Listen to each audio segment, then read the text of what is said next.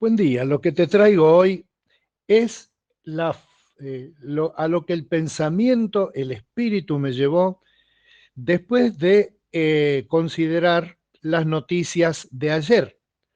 Es decir, en mi mente, ¿cómo yo te puedo aportar algo hoy con todo lo que me dormí anoche escuchando en el noticiero? Esa es la forma que planeó mi encare del tema de hoy. Vos sabés que hay un mito que dice que los avestruces cuando están en peligro esconden la cabeza abajo de la tierra. Es un mito. Alguien dijo una vez en chiste, seguramente, en un lugar donde había avestruces: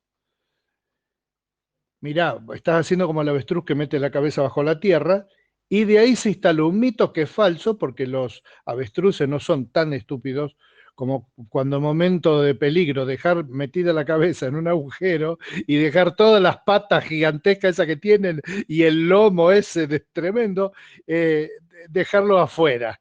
Es una estupidez, pero es una estupidez que simboliza algo, porque de eso voy a hablar, de la simbología, y cómo la simbología no es una mera simbología, sino que los símbolos representan algo, como la cruz. Vos sabés que la palabra destacar, el verbo destacar, quiere decir poner en relieve, poner alto, poner a la vista de todo el mundo algo. De donde viene la palabra estaca, estaquear, asado a la estaca, o algún tipo de poste, como por ejemplo los postes de la luz, los postes de teléfono, los postes de señales donde hay carteles.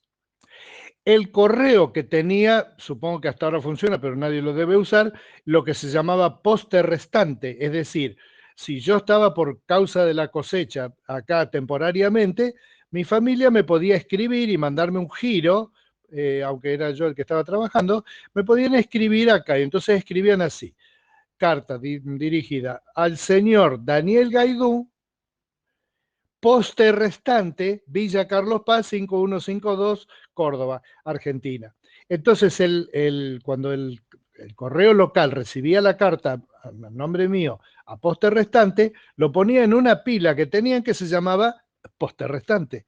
Entonces yo iba a los días, los viernes me bañaba después de trabajar, cobraba unos pesos, me iba al centro, iba a tomar unas cañitas, pasaba por el correo y en el correo decía: vengo a buscar una carta a nombre de Daniel Gaidú, si no es molestia, le agradezco. Entonces el cartero me decía: ¿dónde está el poste restante? Entonces iba a poste restante y buscaba: Daniel González, Daniel Gaidú, acá está, sírvase, fírmeme acá o algo así. Me daba mi carta de poste restante. Poste restante. Destacar, destaca, stack en inglés y en otros idiomas anglosajones, pero que es la palabra, que es la raíz de la palabra cruz, que de eso quería hablar esta mañana. Vos sabés que en el ambiente evangélico hemos sido muy resistentes al tema de usar la cruz por el sentido mágico que personas le dan. Por ejemplo, imagínate una película de terror y ahí viene un monstruo gigantesco y entonces una persona busca ahí en cualquier lado una cruz y se la muestra, con la idea de que la cruz, que el símbolo tiene como una magia, como unos rayos X que van a aventar. eh, oh, Ese se llama uso mágico y está contraindicado para usar términos sanitarios en la Biblia.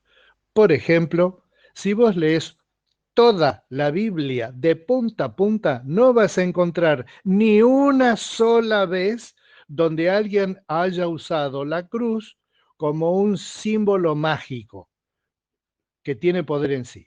Pero sí, en el texto que voy a leer hoy se muestra que la cruz representa mucho. La cruz es un elemento sencillo, tiene dos palos, un palo vertical, un palo horizontal.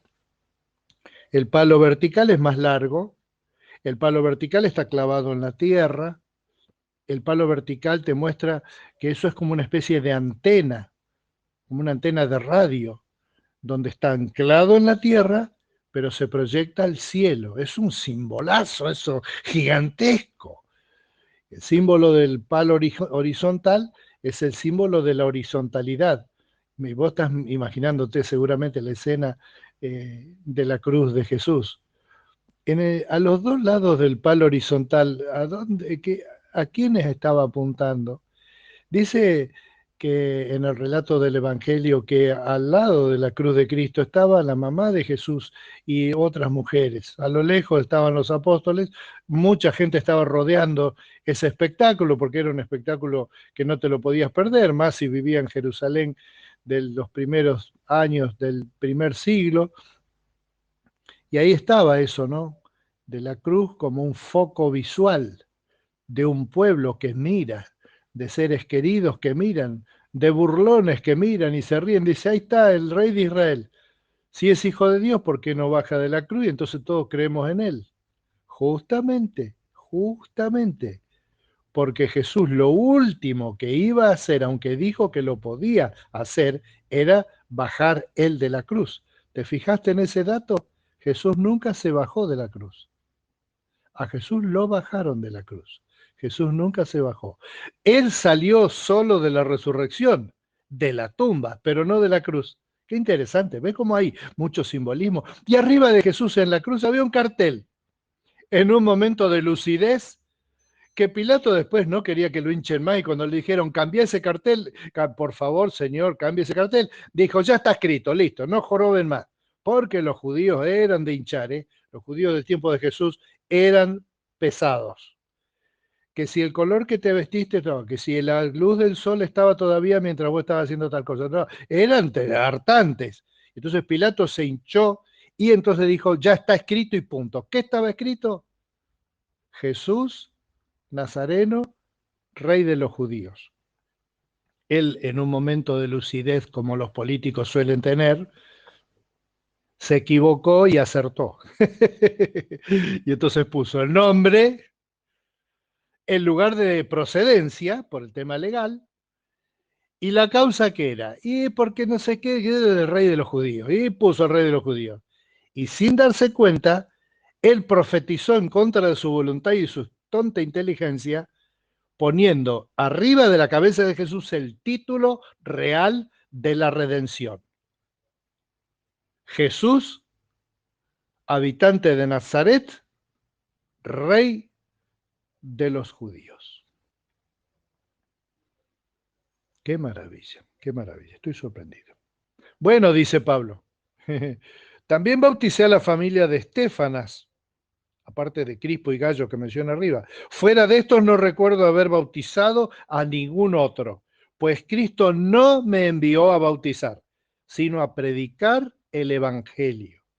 Y eso sin discursos de sabiduría humana, para que la cruz de Cristo no perdiera su eficacia. Me explico. El mensaje de la cruz, ahí está, ¿ves? ¿Te das cuenta? O sea, anoche yo pensaba y oraba, Señor, ¿qué le digo yo a la gente ahora que me tengo que dar vuelta y decir, Dios dice tal cosa para enfrentar este momento actual que estamos viviendo hoy en el mundo y en nuestro país en particular?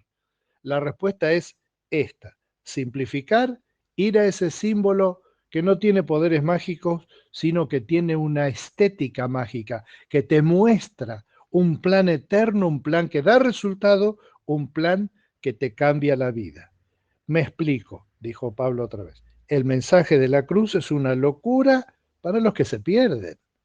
En cambio, para los que se salvan, es decir, para nosotros, este mensaje es el poder de Dios.